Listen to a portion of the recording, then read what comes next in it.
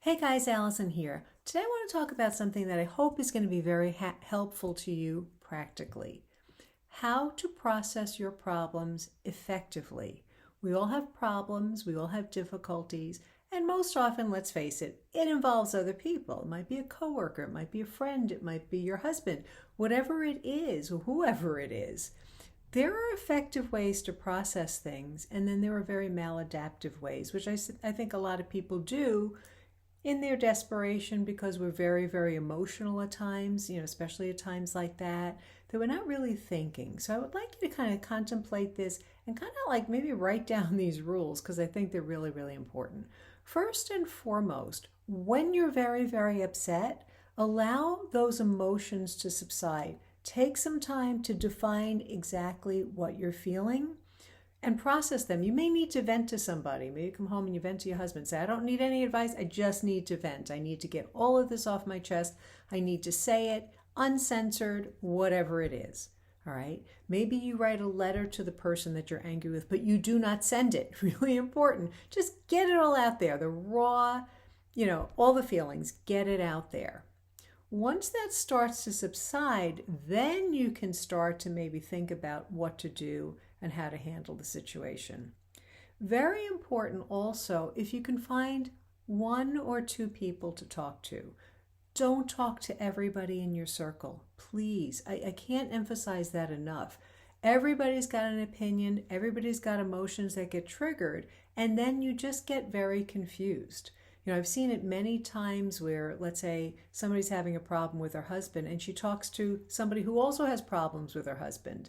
And that triggers that person, and then they start to project into your situation. So even though it seems like, oh, she's going to understand because she's got problems too, may not be the best thing. Whenever possible, find someone to talk to who is outside of the situation. So let's say your problem is with a coworker. Try to find somebody outside of work who can be more neutral to listen and to help you. All right. If it's, let's say, in your circle of friends, do you have friends that are outside of that circle? Maybe you need to talk to a therapist. Maybe go to your priest and ask, if you can have some time to talk out the situation. Most of them will accommodate you. They may not be able to take you on for spiritual direction, but most of them, going to be able to kind of give you maybe some guidance. I know they're very, very busy today. But find somebody who's removed from the situation because they're going to be able to be objective. They're going to be able to hear your side, but also to kind of think about what the other person might be going through to kind of give you some perspective.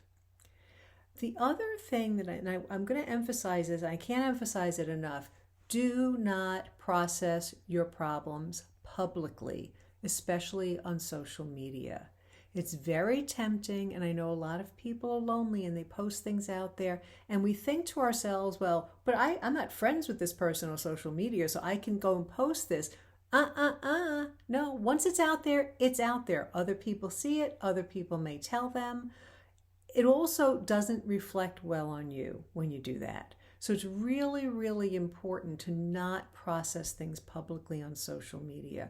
I remember, I know, sometimes when we're young, we're not really thinking, and we want everybody's opinion, and we kind of get into this whole thing and we put it on social media, and it's really not a good thing to do. But I remember seeing something once on Facebook, older woman complaining about her daughter-in-law.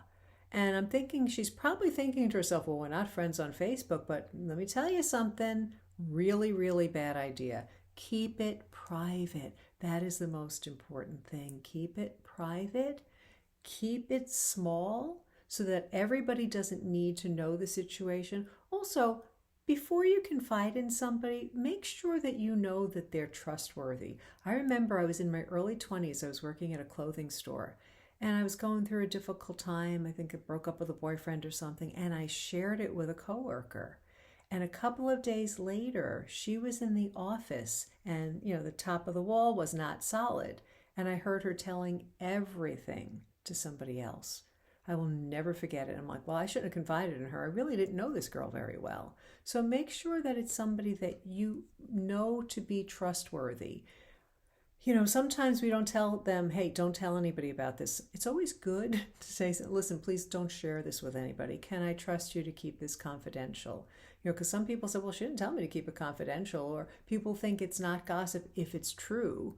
Well, you know what? We need to respect one another's privacy. Make sure that you're also that person that somebody can confide in and that you keep it confidential. Because once it gets out there, again, we get so many opinions and so many people weighing in, it can get even more confusing. It can get very, very ugly very, very quickly. All right.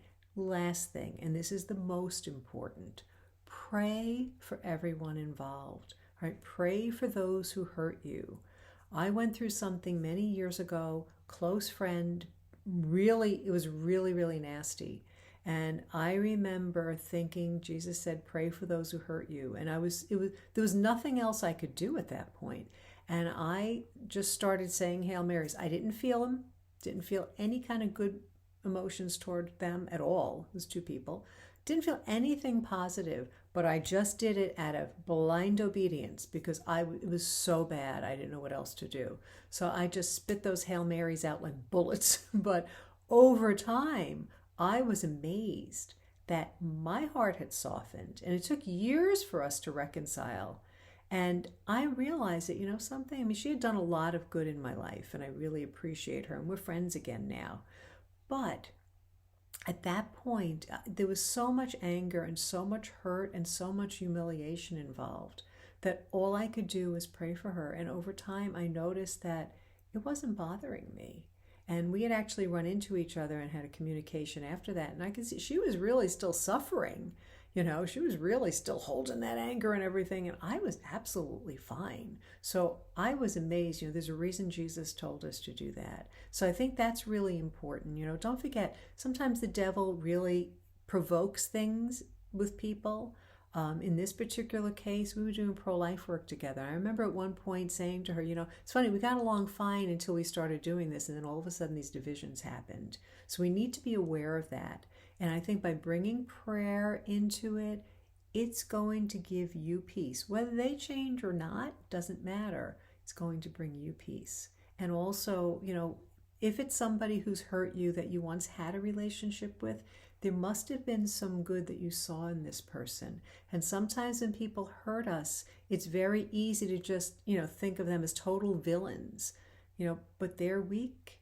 And, people are wounded and things happen. So try to remember the good that you did see in them and pray for them. Pray for God to heal them. Pray for God to enlighten them. We want to pray for their good, whether or not we ever reconcile, because that's what's going to enable you to forgive whether or not you ever reconcile with the person that you're upset with. All right. So again, let's just review. Get in touch with all your feelings, vent, let them subside so you can get a rational hold so you know what you want to do in this situation. Find a confidant, somebody preferably outside of the situation, and limit it to one or two people. Try not to talk to everybody because you'll get too many opinions and too much mess that way. Don't process it publicly. Again, keep it off social media. I can't emphasize that enough. And pray for everybody involved, and you will be amazed what God can do. He allows these things to bring a greater good. So I hope you find that helpful. Make sure you like and share the video, and may God bless you.